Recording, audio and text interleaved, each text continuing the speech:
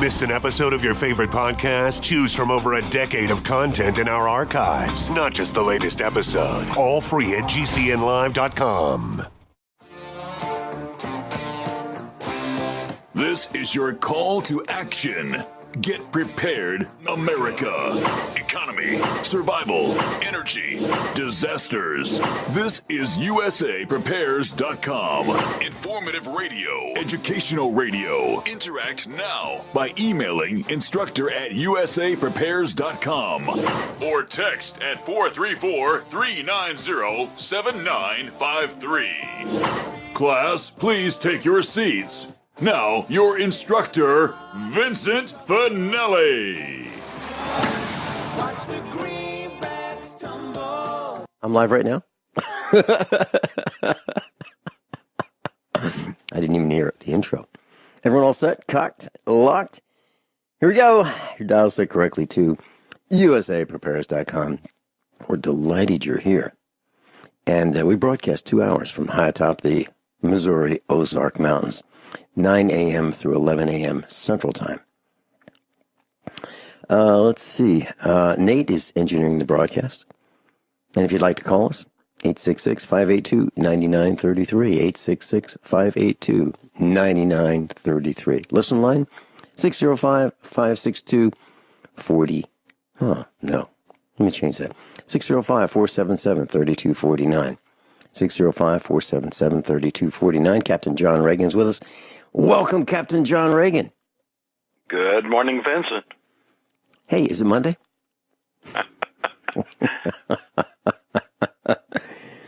So, John, have you had a good weekend? It's been interesting, and I've got a little bit of news that we didn't even get a chance to talk about before the show. When I went to hear the Watchman, I debuted my new website, eze33.org, and that's short for Ezekiel 33, which when you read the first part of Ezekiel 33, that's the physical watchman, the one that warns that the sword is coming. And the reason I put that site together is when I originally did the Financial State of the Union, it was supposed to be pretty general-oriented. I didn't really get into reasons behind why things were happening. It was just an objective view of where things were and, given the lessons of history, where we're going. And through the years, that's morphed a little bit and included things like spy tech and adding the spiritual element to it. And so I'm working on getting some of that newer information more on the Ezekiel 33 site and try to see what I can do about getting the Financial State of the Union being a little bit more dialed down for the general populace out there. And I'll talk about this a little bit more next hour. When I went to the Hear the Watchman conference, I introduced a USB thumb drive that has 4 hours of presentations plus 2.5 hours of bonus audio plus other resources on it.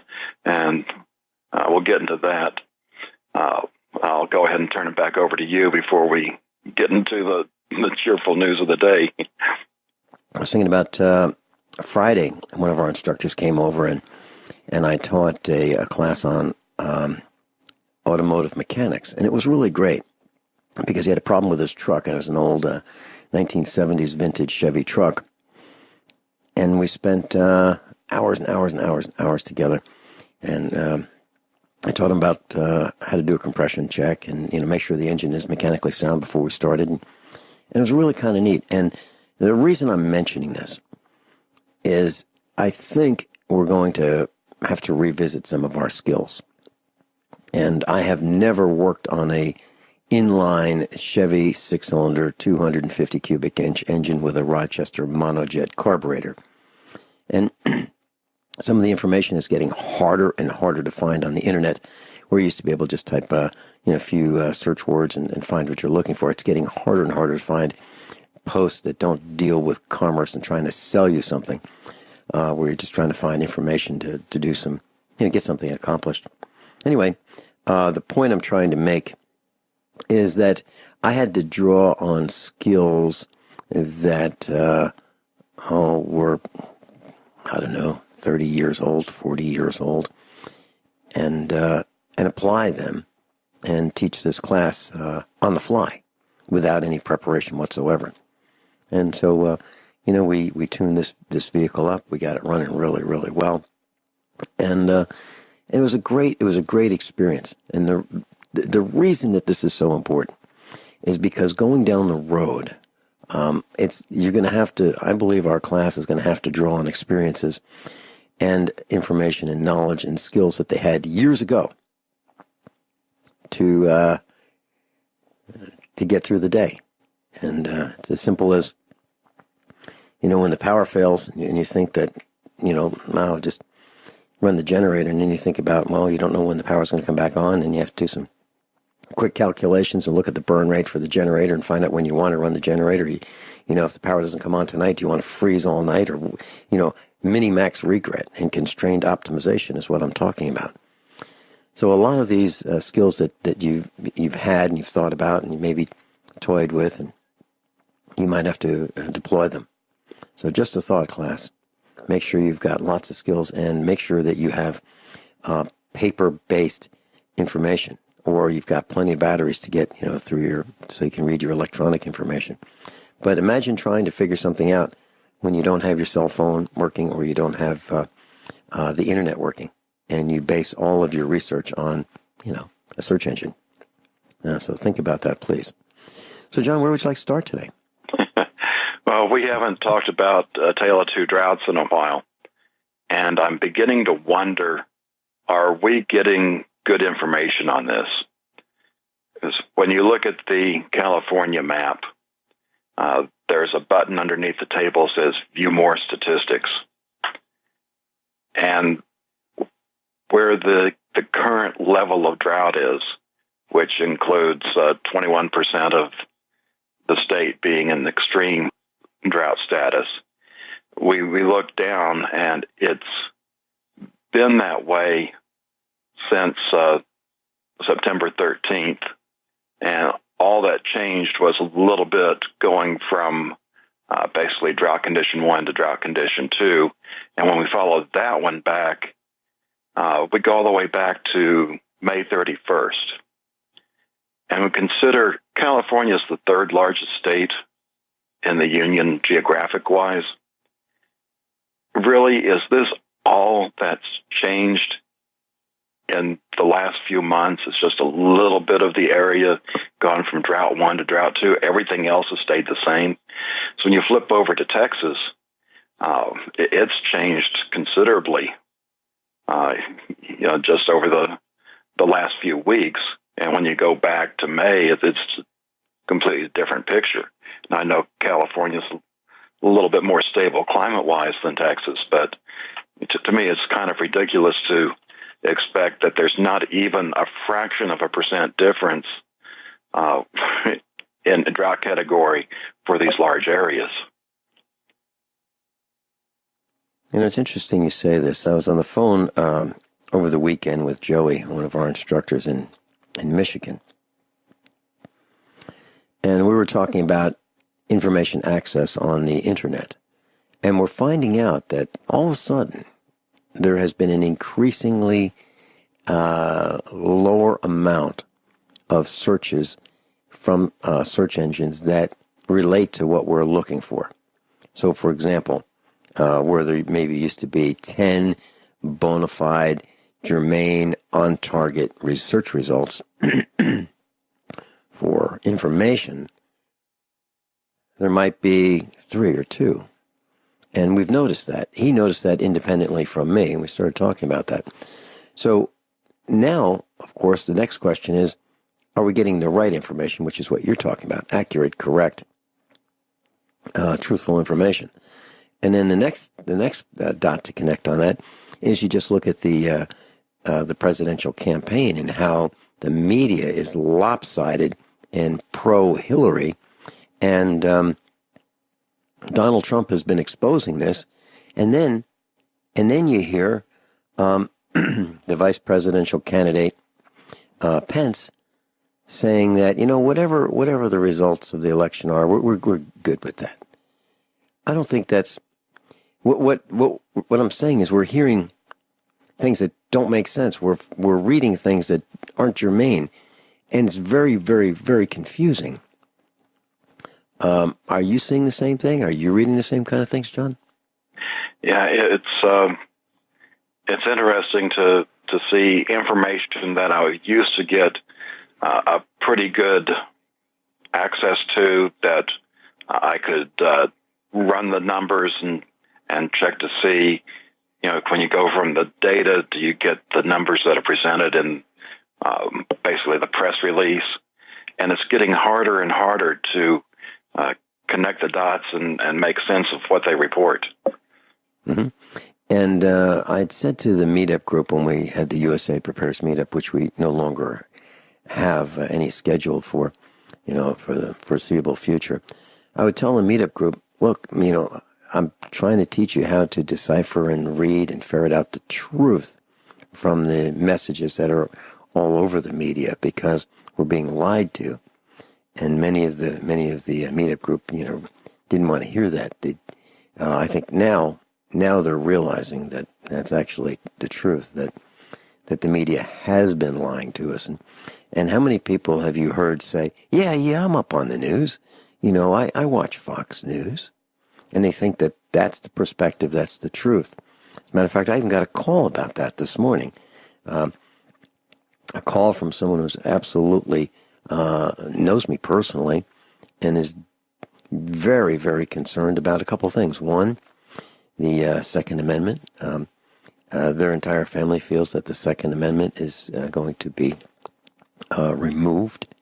We will not be able to bear arms and defend ourselves, according to the rules and regulations and procedures and policies and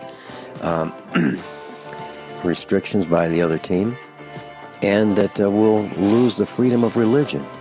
And I explained that, part of the reason why there's a concern about the freedom of religion is because of the fellowship at the religious halls, where we get a chance to talk about the other team and how bad they are.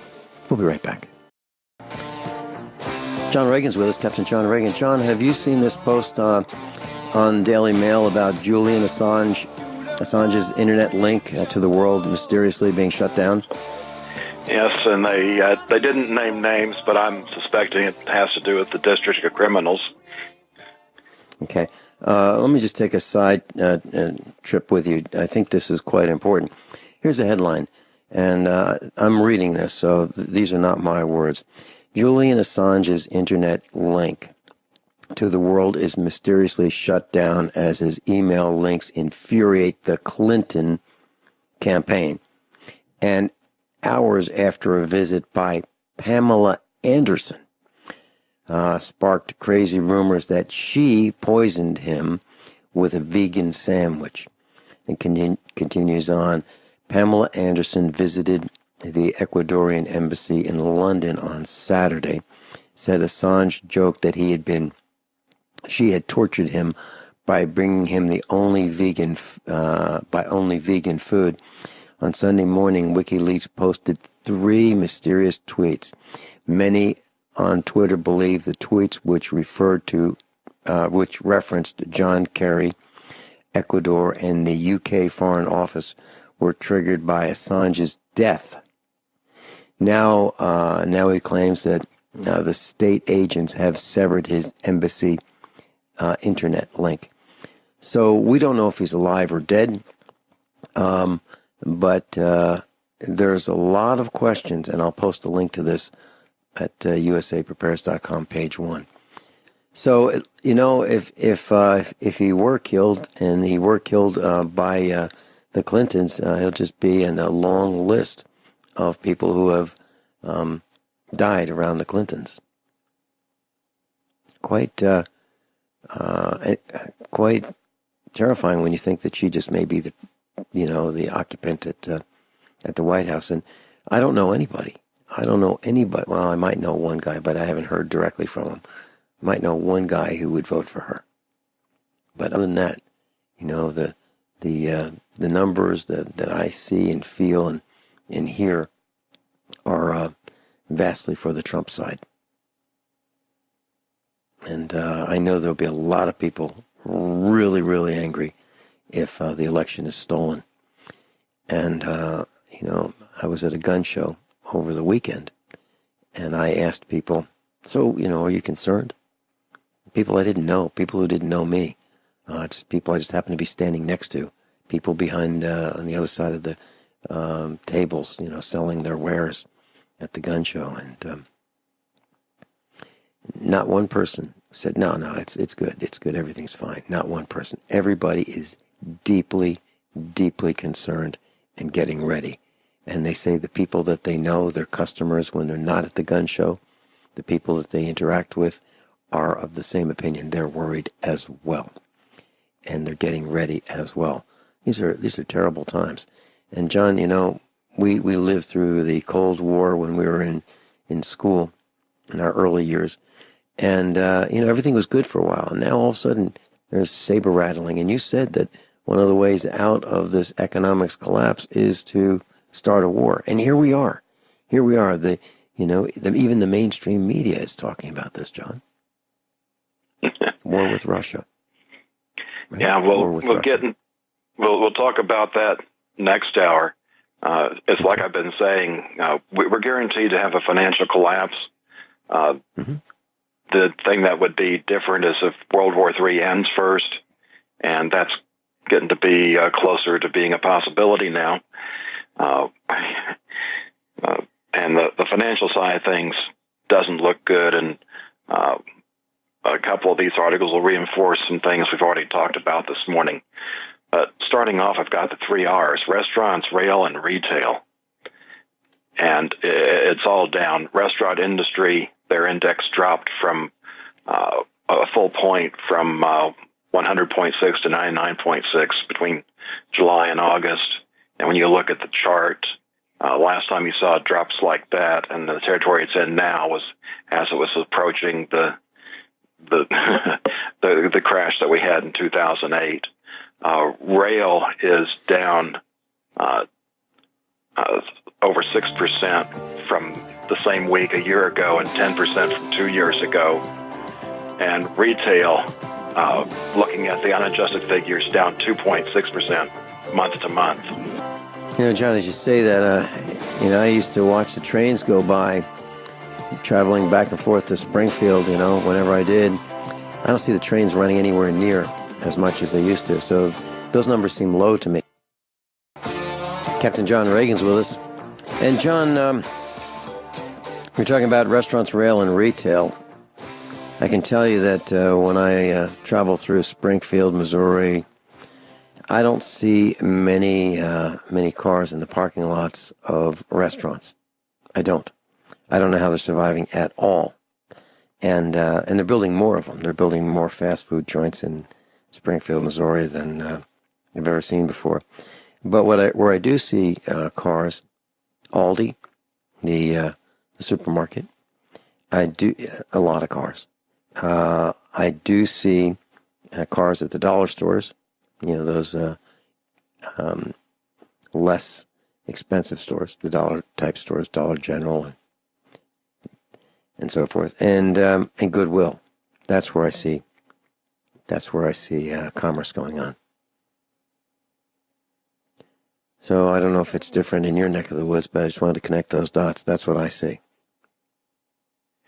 Now, especially in the Dallas area, it's still a bit of an artificial environment because we have so many companies moving in from other states that's artificially increasing the economy here.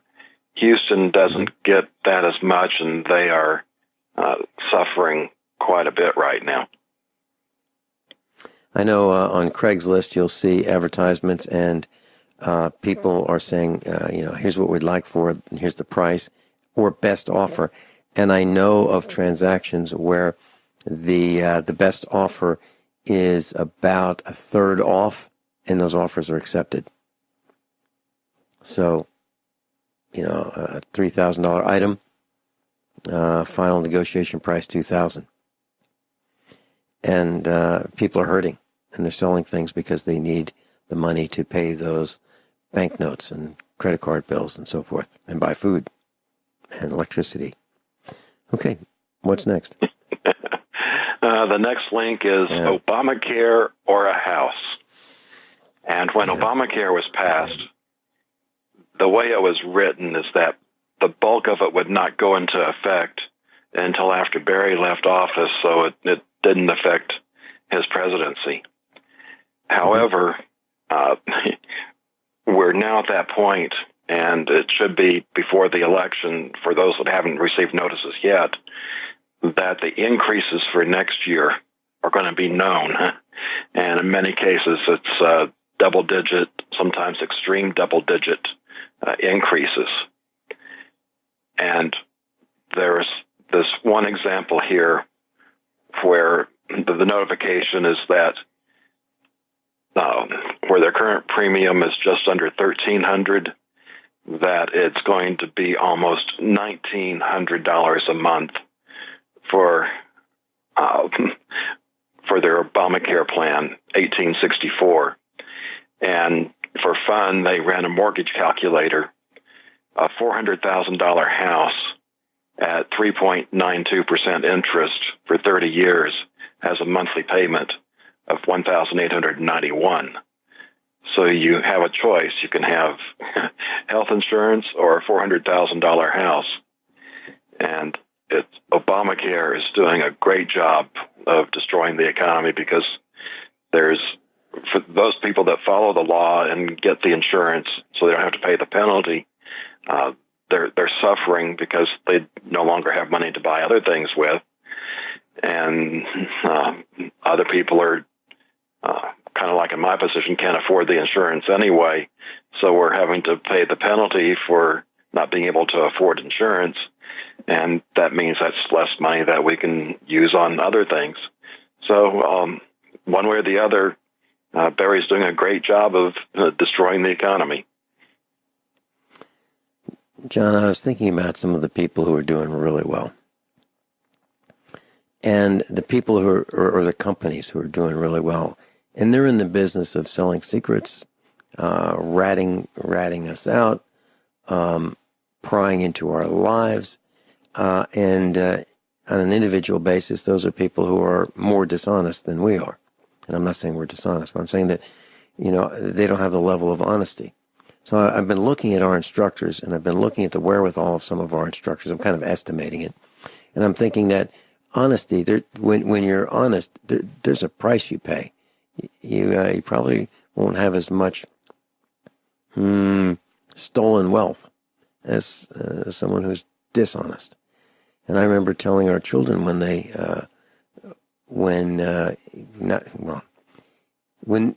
our children were young, I said, and they were still in the public training camp before we took them out. I said, honesty is really important. I told them what it was. And I said, but you'll be at a disadvantage, a severe disadvantage, if you are honest and you tell the truth. Because you're going to find that some classmates are going to lie, and they're going to get away with lying, and they're going to get away with doing bad things because they lie. And, if you tell the truth, you're probably going to be punished. Whereas someone who lies isn't punished because they get away with it. And, our children still feel that honesty is the right way to go and the best policy. But you look at at Hillary, that woman can't help but lie. And what I can't understand, John, it's overwhelming that so many people are just apparently, I don't know who they are, but according to the media, there are people who seem to think that she's the right gal for the job. And I'm looking at a picture on the internet of her transportation vehicle, and this thing, did you know that van that she has a bed in it? Has a bed in it, and it also has a very large television, very large. Let's see, I'm trying to find gets 16 miles per gallon. Has a 29-inch TV in her van. Obviously, these reports about her being sicker are there's a lot of interest in finding out just how sick she really is, and I think it's really interesting about the allegations of her being doped up, and we'll talk about that too. But I'm sorry for digressing, John, but it just bothers me just watching our country go down the drain, and so many people are really like almost in a panic about this, and I guess they should be, because we'll know soon enough how much we've been sold out. We've been warning people, John. It's just that the vast majority isn't paying attention. And the thing is the WikiLeaks emails have come out and, vindicated everything that we've been saying. Yeah, they have. And I don't understand. People will say to me, do you think there's going to be a financial problem? And I'll say, absolutely. It's a mathematical certainty. There's no way but to have a financial calamity, a financial collapse. It's impossible to avoid it. Okay. And then they just go on about their lives. For people have been paying attention to us, have had over 5 years to get ready. And yet, I don't think very many of them are really ready. Literally. It's frustrating. I was talking with Miles over the weekend. Miles called me from Europe. And he was talking about Janet Yellen. And he said that Janet Yellen will raise the inflation rate. Now think about that. She's going to raise the inflation rate. She's going to deflate the U.S. dollar. Products will end up costing us more, which they already are. Pension funds are at risk. And I understand that 1/3 of Citibank, some of their loans, 1/3 of some of their loans are not being paid for 180 days. And what he said was something he said before: if you need it and you can get it, and it's at the right price, then get it, because it's going to get more difficult to get it, whatever it is. And he said we're going to start seeing the price increases by Friday, this Friday. And he says that all institutions are going to react to this. This is his analysis on what he is, what he's learned by the Fed increasing the inflation rate. And so interest rates for borrowing will increase, and interest rates paid on savings will decrease. Those are his thoughts. Does that jive with what you found? Well, from what I'm seeing, I believe they're going to do everything they can to make the economy seem good or normal, at least through the election, because a good economy favors the incumbent party. Sure. And if things start turning south, and I'm not sure they have a lot of control over this, because it's an international environment now, if things go south, then that would favor Trump, which is something they definitely don't want to do. I saw something really neat over the weekend. I was at this show, the RK Gun Show in Springfield, Missouri. And I saw this shirt that said Hillary on it. I couldn't believe it. I thought, this guy's still alive in here with a shirt. No one's escorted him out. He's not bleeding anywhere. And he's got a shirt that says Hillary. And it just below it says for prison. And I'm sure you've seen Hillary for prison. But it was great seeing that. Hillary for prison. And by the way, he knows who we are. He is one of our class. Okay, what's next? Well, with Friends Like This department, Christie is punishing New Jersey, signs a 23 cent a gallon gasoline hike. Yeah, if they tried that in Texas, the governor would be in a world of hurts, but New Jersey seems to be a little strange anyway. and let me just reach the next one before we hit the break. Atlanta Fed's Q3 GDP is revised down to 1.9 from 2.1, and the annual growth rate does not look good. John, 23 cents increase in gasoline tax is a massive, massive percentage increase. It's big. It's really big as a percentage. Captain John Regan's with us. Class, gun shows this weekend. Coming up. There's one in Kansas City, Mo. October 22nd, Kansas City, Missouri. And if you're interested, it'd be a great show. John? Well, let me try and finish off the financial section. I'm planning on starting with a bigger picture for next hour. Mm-hmm. Debt jumps to $19.7 trillion and price set to jump. We had just talked about how with the end of the 2016 accounting year, our federal debt is up to $19.5 trillion. Well, in the first 8 business days, we've had a jump of $170 billion in debt, bringing our total federal debt to $19.7 trillion. He may not be able to buy the election outright, but trying to probably do whatever they can, again, to make the economy seem good and normal to help a certain candidate.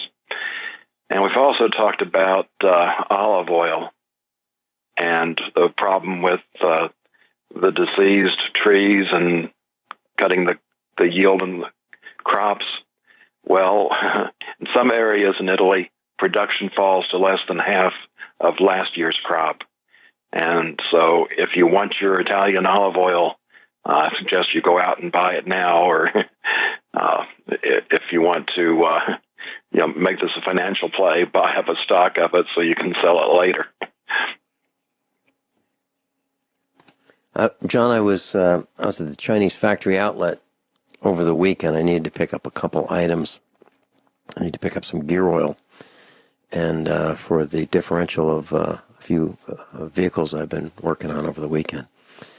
And I decided to go and just look at olive oil, the least expensive olive oil I could find, the least expensive, which was a blend of oils from olive oils, extra virgin olive oil from many different countries, was 22 cents an ounce. If you want the good stuff, you're looking at somewhere around 35 cents an ounce. So yes, it's going up. There's no question about it. And there are lots of reports about olive oil being diluted with other oils and being sold as pure olive oil. And even the containers say contents olive oil. That's it. So I don't know, but I don't really want to buy olive oil that's blended from many different countries. I'd really like to have olive oil from a reputable source. And we eat olive oil right here at the Finelli family and have for as long as I've been alive. Extra virgin olive oil was just something that was around here. From my grandparents to my parents to us. So I think it's the right oil to use for many, many reasons. Okay, what's next? I've got a couple of articles in the employment section about no job being safe. One talks about autonomous robots that does yard work. Imagine how many illegals that'll put out of work. And second one's from the Daily Mail, showing a robot that does fantastic work on cutting through trees. So I guess we don't need any lumberjacks anymore either. Yeah, but, there's one thing that I think we're not looking at, and that is the end of the internal combustion engine. So are all these robots going to use electricity, and are we going to have to plug them all in? How do we do the things that we need to do that are done with portable energy, which would be gasoline or diesel? I'm still struggling with that, and as I've been thinking about this for the last several days, Yeah, we're putting people out of work. We won't have the transportable fuels that we put in our tank, like the petro fuels. It's a concern. Think about that, class. So where does it matter if you don't have a weed whacker? Probably not so much. Lawnmower? Maybe a little bit more. Trucks on the highway that use internal combustion engines? What is the replacement for the internal combustion engine? I don't know. Because we've been using them since the 1880s. They've been improved, but still have pistons, still have piston rings, still have cylinders, crankshafts, valves, intake and exhaust systems. That's all unchanged. Maybe we can find some other kind of fuel. Maybe we can get them to run on water. Everyone all set? Cocked? Locked? There we go. Hour number 2 of USAPrepares.com. Captain John Regan's with us. Captain John? Well, there were a couple of huge news items last week, and I used the Daily Mail version of both of them. The first, Temple Mount is Muslim. The UN has reclassified the Temple Mount and Western Wall as an exclusively Muslim site, denying the history of Israel and everything that we know from the Bible. It's, I guess we shouldn't be surprised that the UN would take this kind of action, but it further, pushes the tensions and, down the road in an area that's already a powder keg waiting for a spark. I don't know how much. Waiting for me? Yeah. Do you want to add anything to that, or? No. Please continue. The big item, though, and to perhaps back up a little bit, I look at some of the really disturbing news items that I've experienced as an adult. And I say that because one of the big ones kicked off 54 years ago yesterday into an event that we know as the Cuban Missile Crisis. And I turned 5.5 in the middle of the Cuban Missile Crisis, so I was a bit young to understand what was going on. I have vague recollections of my parents being a little tense, but again, at that point, when you're that young, you're looking forward to going out and doing trick or treat, and those other things that are happening really don't have meaning for you. Well, I guess a couple more items. When I was stationed in Germany, that was the time frame between 82 and 85 that the Soviet Union had 2 of their leaders die close together, and we ended up with Gorbachev as the leader. But especially because I was in Germany, that was very tense. The young people that didn't live through the Cold War don't understand what that environment was like. And for those of us that were stationed in Europe, we were essentially the sacrificial pawns should World War III start. And up until recently, there's things that cause more concern than others. The one that ratcheted up a little bit for me was when Russia had the civilian exercise of getting 40 million people to survival bunkers, which we used to have civil defense shelters back in the 60s. The government got rid of that and just built nice shelters for the leaders that have sold us out. But then late Tuesday afternoon, news broke. It was originally just on a Russian language website. Zero Hedge was the first site that I can tell that picked it up in English. Just a few blogs picked that up from what I could tell. Daily Mail picked it up on Wednesday, and I saw U.S. News pick it up on Thursday. Russia ordered all officials to fly home any relatives living abroad. They told them to pull their kids out of school. Don't wait for the end of the semester.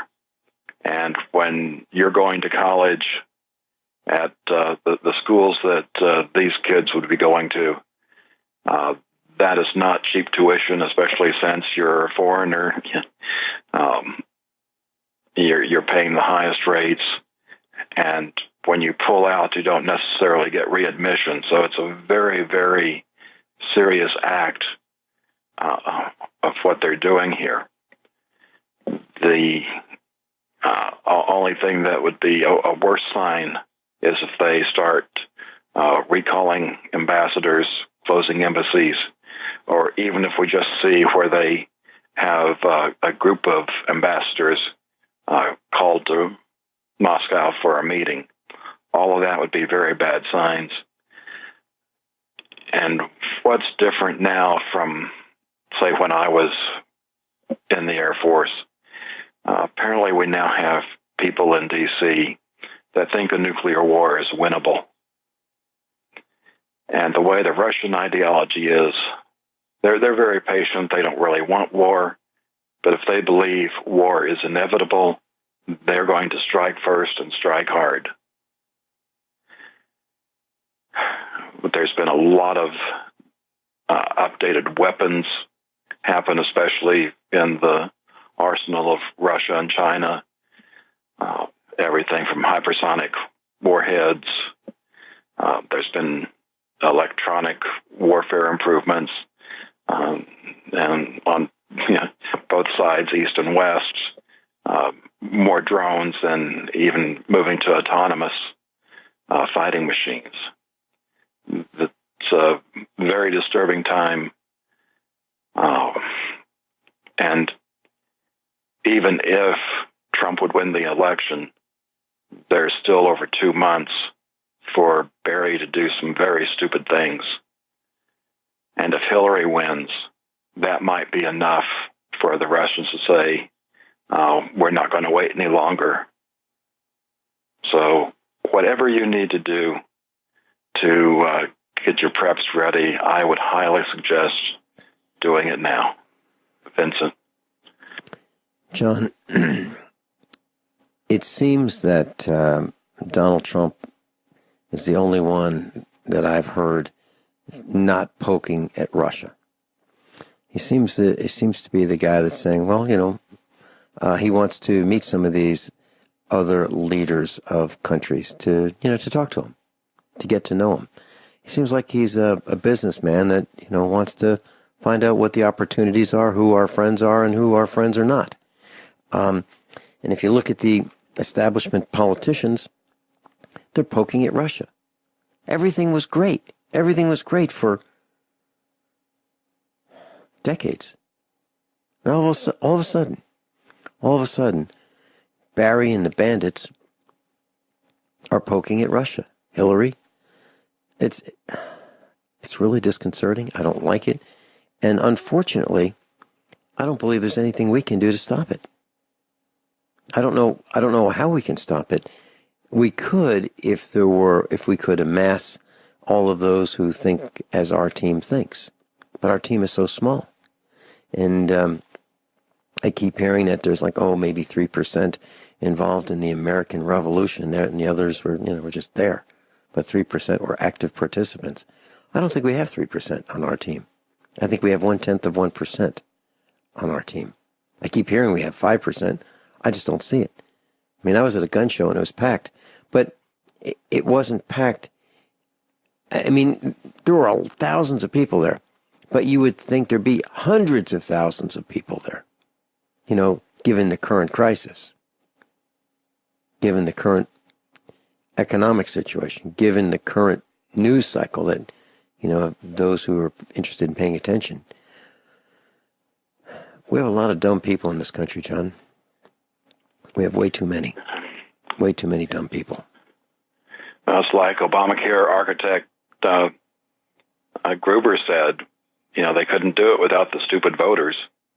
And since there wasn't a single Republican voting for Obamacare, the only voters I believe they're referring to are the Democrat voters.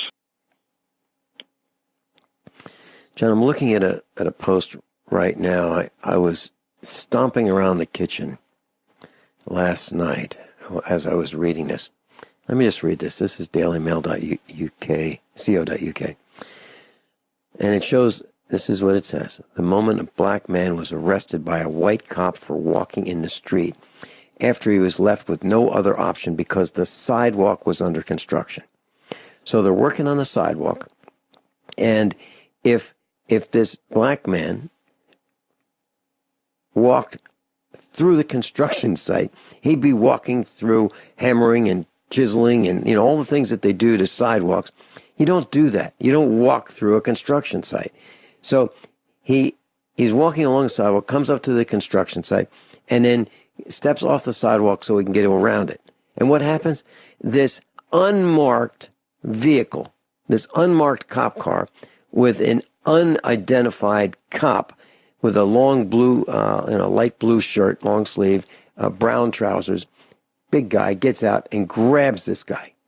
He's got a badge on his belt, but he doesn't look like a cop from a distance. He's got brown shoes, brown pants, brown belt, badge on his hip, and he grabs. He doesn't have the gun belt with all the accessories. He's got a radio and an unmarked car. It's a Jeep, an unmarked Jeep. And then what pulls up next to him? And he calls for help. Then a van pulls up, another police car, unmarked. And then ultimately a uniformed cop shows up, or maybe more. But what I'm saying is, you remember Mike Parsons saying that in Tennessee, cops are saving a lot of money because they're not putting the identification paint on the vehicles that say, police department, protect and serve, and whatever else they might say. These are unidentified vehicles. And I saw vehicles like this in Kansas City. They were parked in a fire lane. They were parked where no one should be parking in case there's a fire. That's where the fire trucks go. And what do? They put a little paper sign that says police. So that means it's okay. It's okay to park in a fire lane. What's happening is this guy got grabbed. He got arrested for doing what? For not walking through a sidewalk construction area. So, John, where did this happen? Well, let's see. Trying to find the exact town that this happened. Just had it. Edina, Minnesota. So this young black man was grabbed by this cop, and the cop just holds on to him, won't let him go. Okay, he's not in handcuffs, and the guy says, well, if I'm not arrested, let go of me, in so many words. And the cop says, we haven't gotten to that point. So you think, well, maybe there's some discussion possibilities. No, the reason they haven't gotten to that point is the cop was waiting for his reinforcements. Then when they show up, then another cop pulls up, blocks traffic, and arrests this black man. All he did was avoid walking through a construction area on the sidewalk. This is happening more and more, and it appears that it's becoming illegal to be black in the United States. Totally unacceptable. Totally unacceptable. And I think these cops are actually afraid for their lives. And the reason I say that is, why else would they be in these unmarked vehicles without uniforms?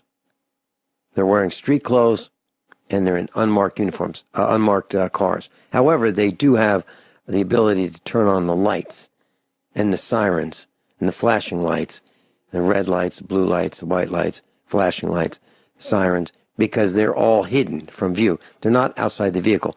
They are behind the windshield, behind the windows, in the grill. That's the tactics that are now being used by the Blue Plague. George, welcome. Hello, guys. Hey. Vince, have a movie recommendation for you. Great. Is it homework? Yeah, you could say it's homework. The movie's called The Free State of Jones. It's about a Confederate army, and this guy gets disillusioned with the war and watching one of his relatives get killed, and goes back home and takes over the county. He gets mad about them with forced conscription and the army confiscating goods from the people. You know about a the bit like Battle of Athens, Tennessee, where guys came back from World War II and they weren't happy with the county government and they took it back? Yeah, and that's what we need to do today. And also, I want to know if you made up your mind whether you're going to go to Pensacola or not. I have not decided. I have determined that I don't want to travel as much. I have determined that. So I don't know about going to the show in the Arcade Prepper show in Pensacola. I don't know if they have me on schedule or not. I don't know if they have Rick Miller or Matt Stein. I don't know. But, I was talking to some of our instructors over the weekend, George and John Regan, and I'm finding that I need to spend more and more time on the farm. Sounds like an excuse, but it's not. I said to Mrs. Finelli last night, we were having dinner, and I said, everything is getting harder. It's more difficult. No matter what I try to do, it's harder, farther, heavier, costs more intricate, more complicated. Everything is becoming harder. George, are you seeing the same thing in your neck of the woods? I sure am. And with everything getting heavier like you've been talking about, I just tell my wife this: it sucks getting old. Well, I don't know if that's exactly all of it. That may be a portion of it. But everything's getting more complicated. There are prerequisites to prerequisites to prerequisites for almost everything I do. And everything I do requires more tools, more different kinds of tools that I don't have yet, specialized tools, things that get in the way of accomplishing tasks. Just fixing things is becoming more complicated. That's what I'm talking about. And are you seeing that as well? Oh, yeah. Every day. Okay. Anything else you want to share? That's it. Appreciate it. Hey, George, thanks so much. John Regan and I'll be right back. Captain John Regan's with us. John, what's next? Well, I think a lot of the class is familiar with David Stockman.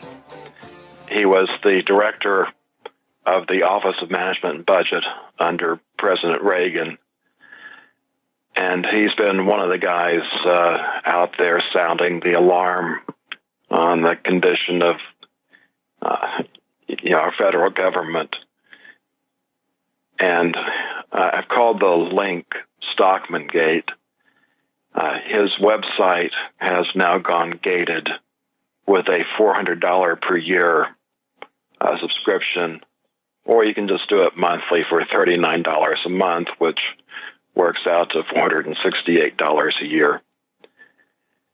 And part of that is because the browsers are now coming with ad blockers, and ads are a source of revenue for the people that do have a large following like David does. So he probably didn't have a choice. He did used to have a very nice blog that we got information from, and there's still bits and pieces that come out, and he also writes on other sites. But for what we're used to getting, that's now no longer a cheap option. And I brought that up because I've got the way that I'm going to be handling things for as long as we have. Hopefully, we get past these next few months, and if the election goes right, then perhaps we get a few more months or years to get ready. When I was at the Hear the Watchman conference in Knoxville, I introduced my new website, eze33.org, and that's meant to be my ministry website, short for Ezekiel 33, a watchman on the wall, letting you know the sword is coming. And for those of you that don't like typing the financial state of the union.com, the good news is you can do eze33.org, and there's several of the tabs there that right now link back to the financial state of the union. It makes it a whole lot easier. Also, if you want to email me, it's a whole lot shorter email, just John at eze33.org. Instead of the mile-long domain name, financialstateoftheunion.com. And the other thing I introduced at the conference is I put together a USB thumb drive with over 4 hours of presentations. The presentation is entitled The Cost of Ignoring God. The 90-minute presentation I did at Knoxville was the summary of all of that. This includes what I call the 2016 election edition of the Financial State of the Union. It doesn't go into quite the depth that the book does. It's meant just to get anybody that hasn't read the book up to speed on what our situation is. I also cover a lot of things we've talked about on air with the war scenario, because the lessons of history say that when you have these tough economic times, the usual outcome is war. And the alternative is, if all the nations are truly controlled, the no war scenario, which gets into all the technology and the loss of freedom for everybody. And a little over 2 hours of the videos is what I call the unprepared prepper. And I've talked about some of that, like salt, a whole lot of areas. It's almost A to Z. I'm thinking about adding zoo animals just so I got a Z, given what's been happening in Venezuela. Zoo animals are end up being on the menu as well. But it's designed to get a lot of things at least on your plate so that you can consider them. And some of these, and the salt's a great example. If you're not ready with that, that turns into something deadly. And I was looking, how do I get this out there? A lot of people don't have internet, and then this information starts taking a lot of space. I've already used 1 gigabyte on this USB drive. What I've done with the presentations, there's kind of like I didn't do an HD version because I don't expect very many people to do this on a TV. So we've got a computer version that's internet quality. We've got a mobile version of the video that you can put on your smartphone or tablet. And then once you've seen the presentations with the slides, and you don't really need to see the slides anymore, I've also got the audio for that, so you can download the audio and listen to it while you're commuting or whatever. And then that's not where it stops. I've got a bonus section that includes a lot of things that we've talked about on USA Repairs. I took this out of the shows we've done, including things like the Watchman of Ezekiel, Stupid Voters and Useful Idiots, Words Mean Things, the 10 Planks of the Communist Manifesto, the 45 Communist Goals, and many others. 2.5 hours of audio, and also include resources like the EMP Commission reports, as well as other things that I believe you should be familiar with in order to get the full picture. And right now, I'm extending the conference pricing on that. It took me a while getting the shopping cart up, so I'm going to extend the conference pricing through November 7th. I was just going to do that through the end of the month, but I want to give people time because I know budgets are tight, and if you want to get this, I want you to have it. If you just need the USB drive, that's $40. There'll be $5 shipping, and if you live in Texas, there'll be sales tax. I've also got a limited supply of the Financial State of the Union book. I only have those on hand when I have a live event. So I'm offering a special combo. If you want a signed copy of the book and this USB drive, I'm doing that for $50. And once the supply of the books is gone, that's gone. You can always get the book off Amazon, and I will be raising the price on this drive. And I also want you to know there's a serial number on the drive so that as I update this library with other information, you'll be getting that for a reduced rate because you've already gotten in line for getting your information. And I expect I'll probably be releasing updated versions of this. I don't know exactly how often. It's probably not going to be on an exact schedule. I would imagine at least 4 times a year, possibly 6 times a year.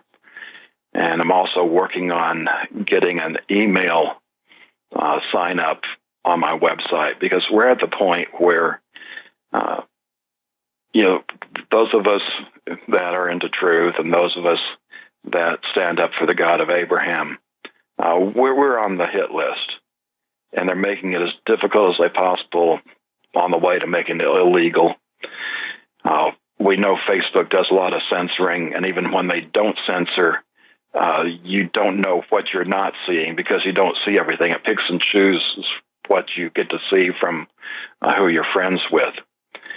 So I'm going to go back to email, which is probably as good as it gets right now, so you can you'll be able to subscribe, and that email newsletter will be free to give you updates. I'll have these thumb drives that will make it easier for you to have the information. Like say, it'd be a lot of information to download, even for those people that do have good internet. Plus, we also know that with the terms that are included in hosting websites and in having internet connections, that any kind of unapproved speech can be cut off at any time. And even more recently, YouTube has been cracking down on anything it doesn't agree with. So even that I want to give out for free is going to be difficult to do. And I'm just hope that those that can will take advantage of this. I believe the unprepared prepper go a long way to getting you ready for what's coming, because the grid down is not the same thing as a power outage. Grid down is basically going to be for the rest of your life. And if you're prepared for it, that life can be a whole lot longer. If you're not prepared, that life's probably going to be under 2 months. Vincent? I absolutely agree with you, John. I think it's going to be, there's no question in my mind that it's getting more difficult to do everything that I'm trying to do, even with the electricity running right now. It's still getting more difficult every day. I'm not exaggerating. And with the power out, wow, it's going to be a near impossibility. One of the things that if our class watched Jericho as a homework assignment, they saw that when they realized the power was out and it didn't look like it was going to come back, and and they were using the fuel for the generator for the hospital and for the local tavern, that the supermarket in town, the only supermarket in town, was going to lose the meat. So they had meat and everything that was frozen and refrigerated. So they had a big celebration, and they were going to eat everything before it went bad. Now think about that. What would you do? What would you do if the electricity went down? Would you eat everything right now? Class, we're looking for some instructors. And here are the categories. We think time is getting shorter, and so do you know how to make beef jerky? Okay, we'd love to chat with you. How about pickling? Do you know how to pickle? We'd love to chat with you. We're looking for some engineers to help us build our own battery banks for the long run. Nickel, iron, lead, acid, and instruct us in the construction of these batteries and how to make them last longer, how to build them for ourselves. And how about a capacitor bank? We're looking for an electrical engineer to help us build a capacitor bank, which may take the place of some of the batteries on our storage systems. We're looking for someone to teach us about refractory cement for high temperatures, someone to teach us how to build rocket stoves, and other technologies that maybe you think that we ought to know about that we haven't talked about yet on this broadcast classroom. This is the preparedness and survival broadcast for teaching. So if you'd like to join us and you have some of those skills, please share them with us. And you can contact me at Vincent at USA Prepares, Vincent at USA Prepares, and in caps for the subject line, instructor. Let's use the word instructor, all caps. Vincent at USAPREPARES.com. John, back to you. And in that vein, this platform that I'm doing is excellent for a lot of that. So much of what we do on the air, it's very difficult just to describe with words. A lot of times you need pictures. There's some articles I don't even try to discuss because we don't have the visual there. And even when you write a book and do a good job at that, you're not able to, go through the steps. And a good example there is like, when you're in a math class, you've got the math book, but, the formula is just there printed on the page. You don't get to see it developed. And once you see that formula develop, it's like, okay, I understand it now. And that's why these video presentations are so powerful. You have the audio, video, you get to develop things. You've got plenty of time to do it with.